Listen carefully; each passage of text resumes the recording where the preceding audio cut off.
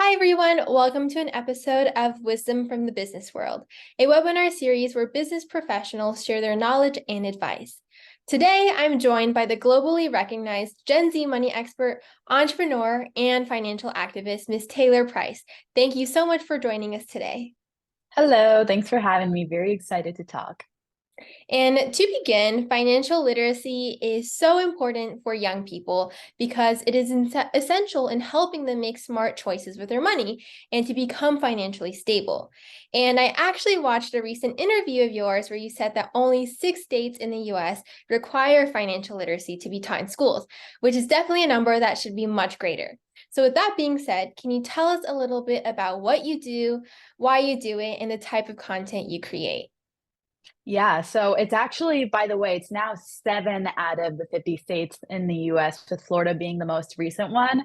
So it might have been an older interview, but we've definitely made some progress talking about financial literacy and getting more and more schools to integrate it into high school programs, which is absolutely amazing. For those of you who are unfamiliar, my name is Taylor Price. Yes, the last name is actually Price. Kind of feel like I was born for this kind of talking about financial literacy and personal finance online. And that's essentially what I do. I teach Gen Z financial literacy. I talk to people like you, all things budgeting, debt, credit, things like that, investing. Those are the hot buzzwords, I guess, of today's age. And I just post online. Awesome. It's really amazing seeing how you use your platform to inspire and educate so many young people, especially on TikTok, where you have over 1 million followers, which is really impressive. And so I know that college can be a huge financial burden, and many college students struggle with managing their money as young adults because college activities are definitely not cheap.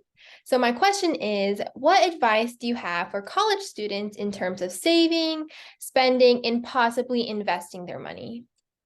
I love this question, Kathleen, because growing up, I went through the same exact scenario. I graduated college a few years ago. I'm only 23. And so it wasn't that long ago.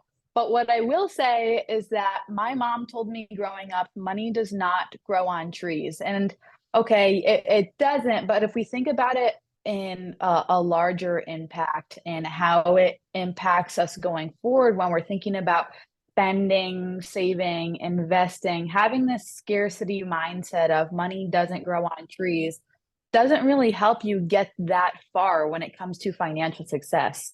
And so I like to teach people about this concept that I call the money tree method, which is really all about having a growth mindset. So planting your money tree seed, adopting that growth mindset, believing that you can do these things. You might be the first person in your family that's even going to college or furthering education or starting a business and doing these things. But it all starts with having that optimism and belief in yourself that you can be better and go further than maybe some limiting beliefs that society has had or your family has had. So that's step one, is all about starting the mindset. Money is super mental. The next is those that little tree there kind of grows with the roots. Just imagine a regular tree.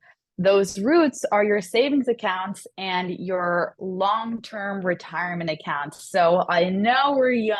We might not want to be thinking about retirement right now, but it's super, super important. So let's talk about the emergency fund really quick.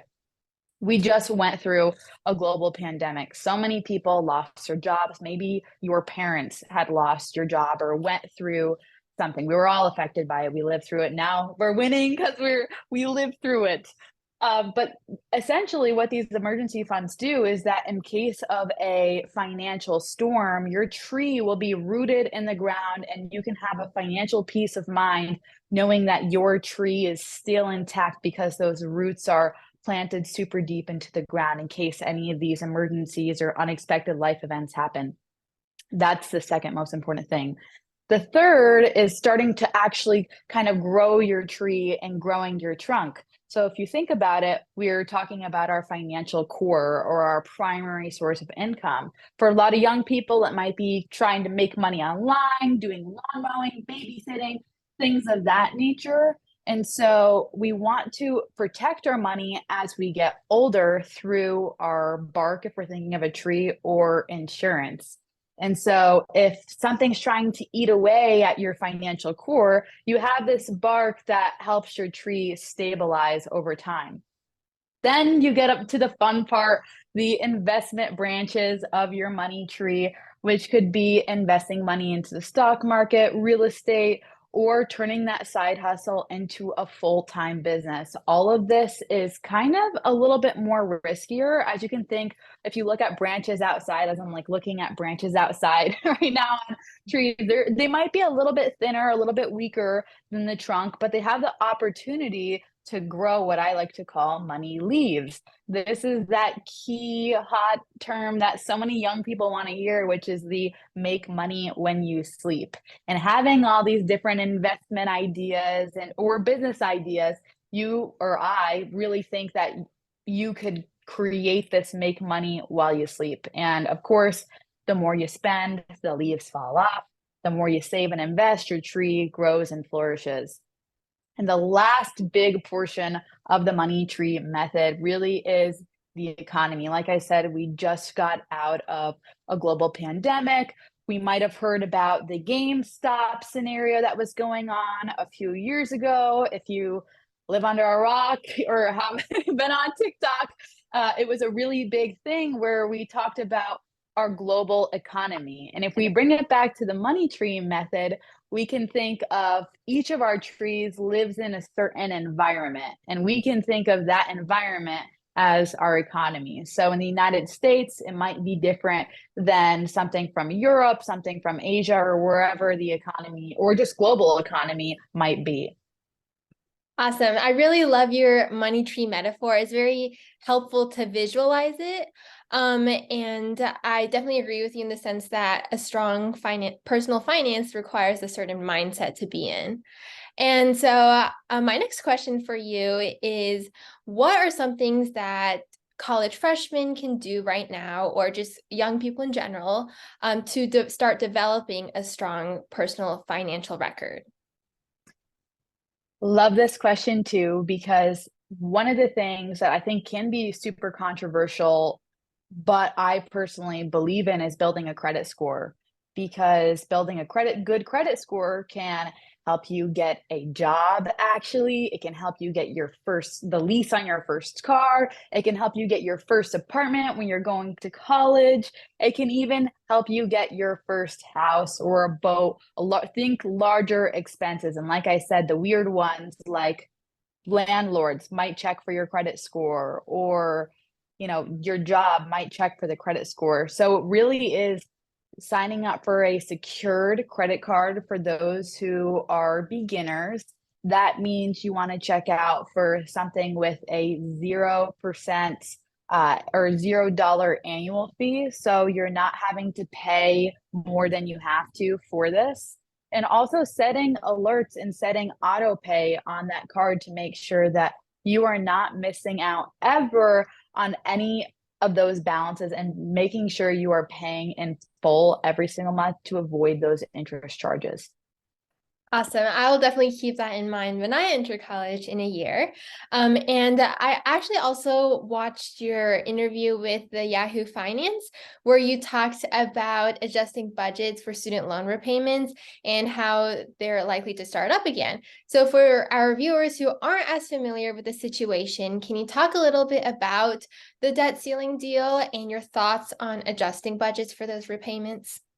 Yeah, that's a great question. So, as a part of this deal, the Biden administration is looking at stopping the student loan forbearance. So, that means for young people who do have student loans, that it's been 3 years or so since we've hadn't had to pay any of those student loans. That date has come to an end, and it's looking like August 30th or September 1st that those payments will continue to start up again. And when we're looking at the data from just the United States, the average a monthly American bill was $400 prior to the pandemic. And so that's a big, like, mind-blowing thing for a lot of Americans, young Americans right now, who are looking at this. Oh my goodness, $400 is a lot. I haven't had to pay this in a while. It's starting back up. What do I do? Instead of getting paralysis analysis, here's the plan. First off, we have to think of kind of like a treasure map or the money map. In order to know where we want to get X marks the spot, we need to have a lay of the land. So, what does that mean? That means putting all of your finances on paper or digitally online through an app and tracking your income and your expenses. You need to know the direction in which there's, oh, maybe this is a better path. If you literally think of it like a treasure map versus, oh, maybe we need to go this way a little bit more. So that's step one, is tracking your income and your expenses. The next step after that is to categorize those things. So this is where, I apologize about that. The next part would be the 50-20-30 method. 50% of those of your income goes into needs, 30% goes into savings and investments, and 20% goes into wants. And so the last section of this whole ideation of how do I pay this $400 is really spending smarter. First things first, we're talking about students here. There's so many student discounts that you need to use. Every single time you go into a store, you shop online, check to see if there's a student discount, because I miss being a student, honestly, because those discounts were really, really sweet. The next thing is looking at your debit and or credit cards. Spending when you have rewards, discount deals, and offers on these debit or credit cards will help your money go further, so you can always get your money's worth. Awesome. Thank you for talking about that. It's definitely a topic to be informed on. And I know that on social media right now, so many influencers are telling us to invest, invest, invest, but they never really specify on what exactly to invest on. So can you talk about what specifically young people should begin investing in right now so that they can start building their wealth? Yeah, this is a tough question to, in a sense that I am not a financial advisor, so never take anything that I say as investment or financial advice. And secondly, personal finance is personal, as I said in my Yahoo Finance interview, and that we might have different goals. I might want to retire at 59 and a half, or you might want to retire at 30. So that might change things in the way in which you invest and how risk adverse, meaning do you want to be more risky or more conservative?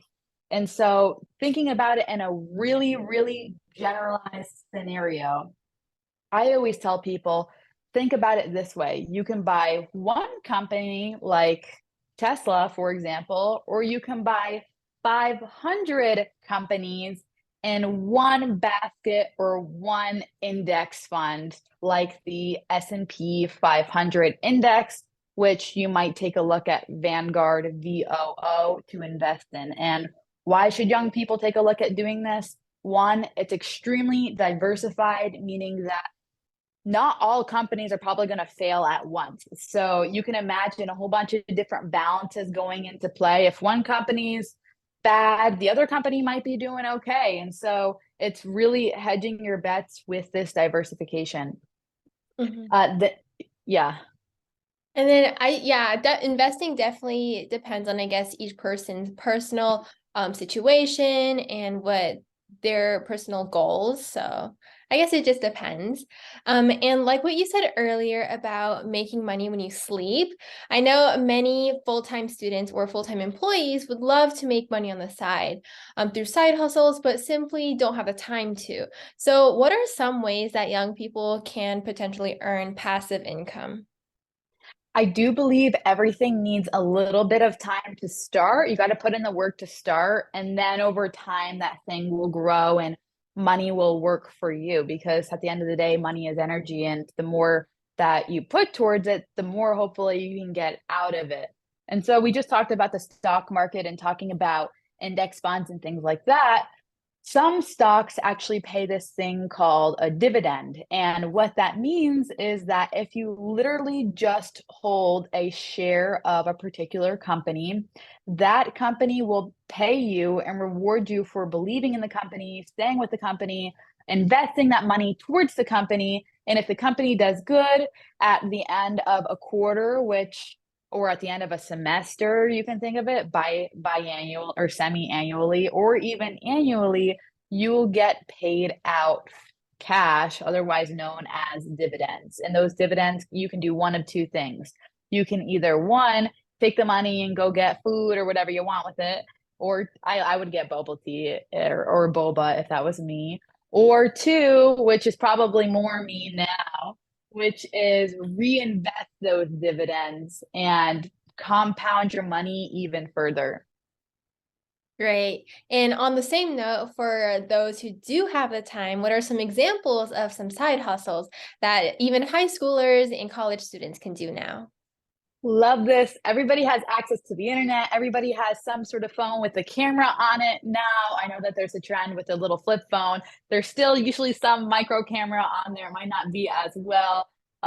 It's Y2K edition still, but really posting on social media can make you money in the sense that you don't have to show your face. For example, so many people now are literally just posting videos, aesthetic looking videos of purchases that they made on Amazon. And so Amazon has what's known as an affiliate link, which means that if you're posting and somebody clicks on that link, you will get paid if they purchase that particular product on Amazon for a small percentage. So every single month, you can get paid over time. You don't have to do any work with the algorithm per se, because TikTok or Instagram, wherever you're posting, does that for you. You just have to create that content and then start posting online.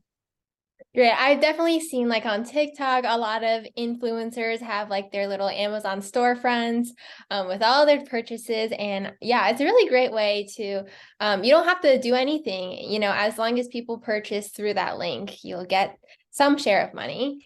And Mhm. yeah, thank you for that idea. And since you are the Gen Z financial expert, from your experience, what is the biggest mistake young people make in terms of their personal finance, and what should they do instead? I think the biggest mistake that people think about, and this is, I think, really as a result of our parents and grandparents or guardians, is that we expect money to make money in a savings account. And in a time like now, when there's this thing called inflation that's just eating away at your money, so the money that you make now has a lesser purchasing power than tomorrow, that means that your money is essentially decreasing over time. And so, how do we combat this? Okay, we combat it by investing. And I think that's kind of the number one thing that a lot of young people think is that, oh, if I just put money in a savings account, I can get a house or I can do these things. That is not it in today's day and age anymore. You have to go the route of investing and building up that credit score. Investing is definitely super important. And I know you're only 23 and still very young, but as you're wrapping up this episode, my final question to you is, looking back in retrospect, what is something that you would maybe do differently or better regarding your personal finance as someone who just turned 18? Ooh, well, I started my journey about 5 years ago. So that was when I turned 18. And so I think that it would be more towards putting money more towards investing. At the time, I loved, and I still do, I love going out to eat with friends, paying for people. I work so hard, and that I feel like it's such a communal thing to go out and eat and share things. But I wish I had put more towards investing at that time rather than saving, because I did have savings, but I don't think I could have been investing more. And by now it's been 5 years. In that time frame, it could probably have grown a lot bigger than what it is now if I just contributed a little bit more. Because $5 or $10 or $20 at the end of every month does make a huge difference. Right. So investing more than saving. Definitely will keep that in mind when I turn 18.